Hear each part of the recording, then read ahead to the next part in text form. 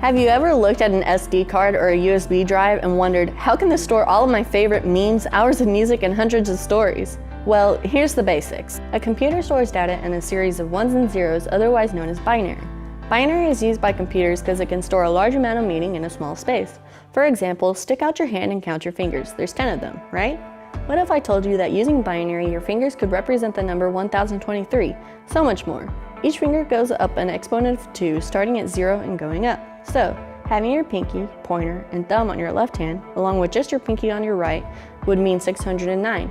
The right pinky represents 1, the left thumb represents 32, left pointer represents 64, and the left pinky represents 512. Add them all together, and now you get 609. So, 609 is greater than 10, but you could theoretically do the same thing with any of the bases, so why does a computer use base 2? Let's use base 10 as an example. 17 is easy for us to understand, but it would be very hard to represent on our fingers. Using the base system we had before, our right pinky is 10 to the 0 power and our right ring finger would be 10 to the 1st power. The number 17 should be able to be represented by only those 2 digits, but it's way too hard to lift your pinky up 7 times to represent the 7 than it is to simply lift once like you did for binary. Computers have the same problem. To get the data that it needs, the binary is represented by electrical currents. No current is 0, and a current is 1. The computer can't get 1/9 of a current you'd need to have data represented by base 10. Let me show you an example. Look at this light bulb. I switch the light on, and there's light. I switch it off, and there isn't. You could change the brightness of the light, but what would you change? The voltage? The type of light bulb? Would it be easy to quantify when something's 1/9 brighter than it was before? It's all technically possible, but using an on-off system like binary is much simpler and easy to quantify.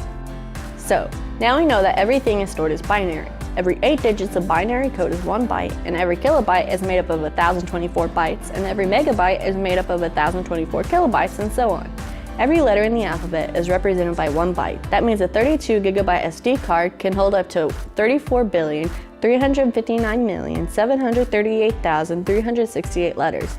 The average book is 240,000 characters, so on an SD card I could store 143,165 books. That's more than an entire library. Audio and pictures are stored a little differently, but the basis is still the same.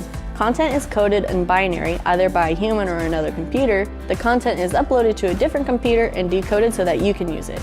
Who would have guessed that something so small could hold something so great?